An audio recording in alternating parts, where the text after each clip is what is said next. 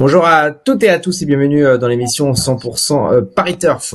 On va analyser avec mes deux compères la réunion de dimanche sur l'hippodrome de Paris-Longchamp, même si elle n'est pas sportivement très intéressante parce qu'il y a un seul groupe au départ et de listed. Pour la flambe, elle le sera beaucoup plus. Je vais vous présenter mes deux amis. En haut à gauche de moi, Christopher Pellegrino, un nouveau dans l'équipe de 100% Paris Turf. Bonjour Christopher. Bonjour François, bonjour Mario. Et Mario Putrino, on ne le présente plus. Allez, je le présente quand même. Bonjour Mario, comment tu vas? Bonjour François, Christopher, bonjour à vous tous. Effectivement, les plus belles courses sont celles que l'on touche, un groupe ou pas groupe. L'important, c'est de repartir avec de la monnaie dans la poche. Exactement. Et on va commencer tout de suite avec le prix de la scène. C'est une listed pour des femelles de 3 ans sur la distance de 2200 mètres. Est-ce que tu as racheté le numéro 4, Isnik? Non, je ne l'ai pas racheté. J'ai préféré comme l'autre jour Love Story qui semblait capable de pouvoir s'imposer d'entrée de jeu. Elle l'a fait dans un lot qui tenait la route. Donc du coup, je maintiens ma confiance à cette pouliche entraînée par André Fabre. Donc le numéro 2, Love Story. Et puis je lui ai associé le numéro 6 à Adélaïde, sa compagne d'entraînement qui me semble encore perfectible. Donc un petit couplet André Fabre, ça me conviendrait bien. Christopher. Eh ben, rien à ajouter puisque ce sont également mes deux choix avec effectivement Love Story qui s'est imposé facilement pour sa rentrée, une pouliche issue d'une belle sauce Wildenstein, encore engagée dans les classiques, elle doit confirmer avant de viser plus haut. Et Adéliade effectivement qui a fait une bonne rentrée également dans une classe 1, elle va monter en puissance, c'est le choix de Maxime Guyon, j'y crois beaucoup. André Fabre, est-ce que ça sera également André Fabre dans le prix d'Hédouville? Il va présenter, c'est le groupe 3 du jour, le prix d'Hédouville, la plus belle sportivement parlant. Carthez, il va présenter André Fabre et Galachil. Est-ce qu'on va parler André Fabre également dans le groupe, Christopher? Ben pour moi, oui, puisque j'ai placé en tête Carthez, dont les deux courses de rentrée au niveau groupe sont bonnes, notamment la dernière dans le pré d'Harcourt. L'allongement de la distance ne devrait pas le contrarier. Donc, je pense qu'il trouve une belle occasion de renouer avec le succès. Et je lui opposerai Naughty Self, la pouliche de Francis-Henri Graffard, qui est une pouliche en progrès qui s'est imposée facilement pour sa rentrée. Et elle a montré ce jour-là qu'elle pouvait tenir la distance. Elle monte de catégorie, mais je pense qu'elle a encore de la marge. 5 et 6. Mario. Oui, c'est vrai que l'interrogation de cette course reste entre autres cette représentant de Francis-Henri Graffard. Christopher a raison. Moi, je suis resté classique en retenant le 5 Carthez, hélas à Yazark. Dans l'ex-Bury, Yazark était sorti vainqueur. Carthez on avait certainement besoin. Et puis lors de leur confrontation suivante, l'ordre s'est inversé. Donc on sent que Carthez, le numéro 5, monte en puissance. Comme c'est parfois le cas avec certains chevaux d'âge chez André Fabre. Donc on ne brûle pas les étapes. Donc là, dimanche, là me semble être un bon engagement pour le Vertemer associé à Maxime Guyon. Donc je le vois gagner. Et c'est vrai que derrière, on peut faire des combinaisons en partant soit de l'As à Yazark en deuxième position, soit du numéro 6 Knowy Self. Donc voilà, c'est en tout cas ma stratégie de jeu. On passe à la troisième, c'est le prix des épinettes, tiercé Carté Plus. Et ça sera également la première épreuve du Big 5, le nouveau jeu disponible sur PMU.fr. Le but du jeu, c'est très simple, comme son nom l'indique, trouver 5 gagnants dans la réunion. Et la troisième épreuve en sera la première course. Mario, tes deux préférés dans ce... on commence le Big 5 avec, c'est vrai, le grand handicap, servant de support au quintet. En plus, c'est un handicap réservé aux 3 ans, donc ô combien difficile, puisque même si certains ont montré de la qualité dans des courses à conditions, d'autres ont déjà attaqué la catégorie des handicaps, mais là, on est tout de même, il faut l'avouer, dans un certain flou, surtout en début d'année.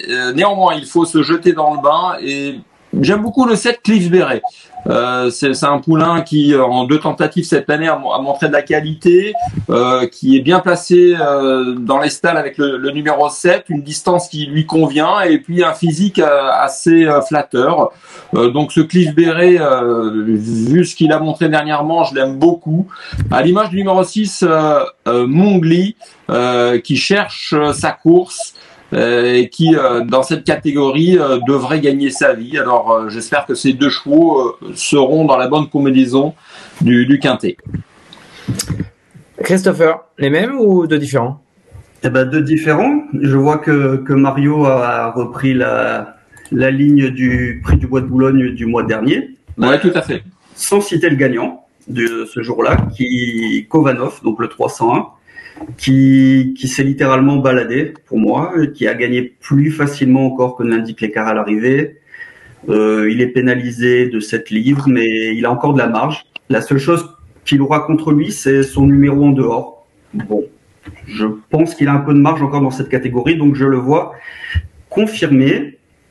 Et j'aime beaucoup un outsider avec le 310 Aska. C'est un poulain toujours Médène, mais qui a des bonnes lignes et qui vient d'effectuer une très bonne rentrée après castration. Il commence à avoir de l'expérience et je pense qu'il sera à suivre dès ses débuts dans le handicap à cette valeur. C'est un très bon outsider pour moi. Vous me l'avez pas demandé et d'ailleurs c'est pas le jeu, mais moi je vois le 10 Aska lunettes quoi. Mais vraiment, je le vois déclassé. Ah oui. Donc ah ouais vraiment. Ouais. D'accord. Voilà, je peux me tromper. Et puis mon Pixel, je commencerai sec. Je le mettrai tout seul devant. Eh ouais, Bon. Non, mais c'est offensif ça. Ça sera coupé en montage si jamais ça. On passe à la 4e. C'est le prix Gold River. C'est la listed du jour. Christopher, tes 2 préférés. C'est support du Big 5 aussi cette épreuve. Ben, ça sera dans cette course-là, on aura mon coup de cœur du jour avec le 409 Lameana, une penseur Jean-Claude Rouget, qui a effectué une bonne rentrée le mois dernier dans le Prix Arcava, sur plus court. La fin de course était très bonne. Là, ce dimanche, elle retrouve une distance qui est vraiment plein dans ses cordes. Et je pense que ça doit être son premier objectif de l'année et ça devrait pouvoir passer ce dimanche. Et je lui opposerai l'As Mélo Mélo, qui, dans les 2 courses de l'année, m'ont bien plu face au mâle. La dernière fois, elle a fourni un plaisant effort final pour ses débuts à Longchamp. Elle va dans tous les terrains. Pour moi, elle va encore répondre présente. 9 et 1, Mario. Écoutez, moi, ça sera le 2 et le 9. Latoska, qui l'année dernière avait montré de la classe, notamment lorsqu'elle s'était imposée pour sa première tentative sur une distance au-delà de 2400 mètres à Saint-Cloud dans le prix Belle de Nuit. Donc elle confirmait ce qu'elle avait précédemment montré, notamment après avoir échoué de peu face à une certaine raclette. Donc voilà, c'est une pouliche qui est vraiment mise dans du coton. Elle va effectuer sa rentrée, mais qui est manifestement destinée à gravir les échelons, surtout sur ces longues distances. Et puis je rejoins effectivement Christopher sur le 9 Lameana qui va certainement monter en puissance sur sa rentrée et qui pourrait et qui devrait normalement jouer les premiers rôles dans une épreuve intéressante où il n'y a pas véritablement d'épouvantail. Certaines sont très affûtées, on pense notamment à Flying Beauty. Certaines doivent se racheter telles que le 4 See the Sky, donc ça peut partir dans tous les sens, mais bon, voilà, je resterai sur le 2 et le 9. On passe à sa 5e, c'est le prix de l'Athénée, une classe 2 pour des chevaux bien connus. Et il y a une petite attraction, je vais y arriver, dans cette épreuve, c'est le 9 Top Gear, invaincu en 4 sorties et qui vient de faire une rentrée victorieuse après une quinzaine de mois d'absence. Mario. Alors, va-t-il souffrir du fameux syndrome de la 2e course après une rentrée, une longue rentrée? Bon, ça c'est toujours discutable, tout dépend de la façon dont le cheval a couru et a dépensé de l'énergie, mais c'est vrai que sa rentrée a été impressionnante. Bon, c'est un cheval qu'on a certainement comment dire, qu'on a préservé parce que c'était évidemment un très bon cheval qui a connu des soucis, donc on a vraiment pris son temps, ça rentrait satisfaisant. Bon, c'est difficile d'aller contre, hein, puisque là il est sur une lancée et on ne connaît pas encore ses limites, donc l'engagement dans cette classe 2 me semble assez favorable, en sachant que c'est un cheval qui vaut évidemment mieux qu'une classe 2, on devrait le voir dans les groupes prochainement, donc c'est le cheval à battre. Bon, derrière, les possibilités sont légion. Je tenterai un petit couplet avec le numéro 2, Axdabali, un cheval d'expérience qui bénéficie de la décharge de Dorian Provo ici, avec un entraînement super forme, celui de Yann Barbero. Donc voilà, je le glisserai dans des combinaisons en partant du 9 de base. Christopher, qui derrière Top Gear? Eh ben déjà, je vous rejoins sur Top Gear. Déjà. Bah oui, bien sûr. Déjà, même s'il y a une interrogation au point de vue au niveau de la distance, qu'il va découvrir. C'est un cheval qui avait brillé sur le sprint en début de carrière. Maintenant, la manière dont il a gagné la dernière fois à Chantilly, je pense qu'il doit pouvoir tenir le mile de Longchamp. En toute honnêteté, je pense qu'il a de la marge face à des vieux cuirs bien connus. Et si effectivement, comme l'a dit Mario, il ne connaît pas le syndrome de la deuxième course, je le pense capable de rester invaincu. Et quant à moi, je lui opposerai My Fancy, le 3. Troisième du JBL l'an passé, 2 courses de rentrée qui sont bonnes. Donc il arrive au top sur ce rendez-vous, distance parfaite pour ses aptitudes. Je lui vois une très bonne chance dans cette classe 2. On passe à la 6e épreuve, c'est le prix de la Grange Batelière, handicap pour des femelles de 4 ans et plus. Épreuve pas si simple que ça à déchiffrer, Christopher. Ah non, pas simple du tout, pas simple du tout. J'ai tenté le 10 Kilia, qui est une pouliche tardive, toujours médaine, mais qui vient d'effectuer de bons débuts dans les handicaps à Chantilly, derrière Anamanda, qui sera certainement une des favorites. Je pense que c'est une pouliche qui a encore une marge de progression et je la vois très bien courir ce dimanche. Et je lui opposerai, je reprendrai pas Anamanda, je lui opposerai le 6 Full Flow, une jument placée de quintet, qui retrouve le handicap avec 7 livres de moins sur le dos. Elle a 2 courses de rentrée dans les jambes, elle fait bien Longchamp. Ça sent la course visée dans cet handicap réservé aux seules femelles. 10 et 6. Mario. Bon, écoutez, je n'ai pas été original. J'ai repris la ligne du 11 avril à Chantilly où Anamanda s'était donc imposée en devançant Kilia très facilement, hein, en lui rendant 1,5 kg. Bon, maintenant, l'écart de poids, c'est nettement inversé. Donc, j'ai placé le 10 Kilia qui finalement se retrouve assez favorablement placé en bas de tableau avec un petit poids. Donc, je pense qu'elle est capable de prendre sa revanche sur Anamanda qui, je le répète, a gagné avec beaucoup de marge et qui semble se plaire sur ces distances classiques. Donc voilà, je fais confiance à cette ligne et donc je mets le 10 qu'il y a devant le 2 Anamanda. La 7e, c'est le prix des Batignolles handicap, seconde épreuve pour les 3 ans, pas simple non plus, Mario. Non, pas simple non plus. Et là, je retiens le numéro 3, c'est King of Meadows, qui, vous le voyez, fait preuve d'une belle régularité, tournant autour du pot. C'est un lauréat en puissance, me semble-t-il, dans un lot qui n'est pas extraordinaire. Hein. Et puis le numéro 2, Dishing Voyage, Mathieu Bram, qui m'a laissé un petit peu sur ma faim à Longchamp le 16 avril. Je pensais qu'il était capable de lutter pour la victoire, ça n'a pas été le cas, même s'il n'a pas été ridicule. J'espère le voir finir beaucoup plus près de la victoire. Donc l'hésitation est permise. Hein. Il n'y a pas en ce qui me concerne, il n'y a pas de solide base dans cette épreuve, mais les numéros 2 et 3 seront mes préférés. Est-ce qu'il y a une solide base, Christopher? Bon, effectivement, comme l'a dit Mario, ça s'annonce très ouvert. Néanmoins, je le rejoins sur le 3 King of Meadows, qui est un poulain en progrès, qui avait déjà laissé une impression favorable l'avant-dernière fois, qui vient de faire de bons débuts dans les handicaps, entraînement en forme, je le vois bien faire dans un lot de ce genre.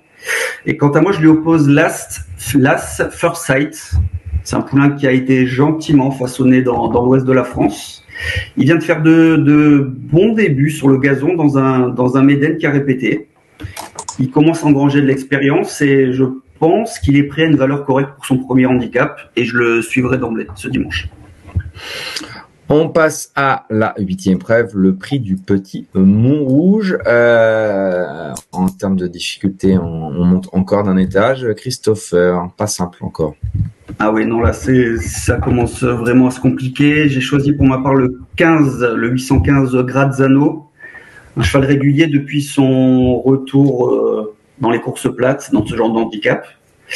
La distance lui pose aucun problème. Il sera 7 fois muni d'œillères.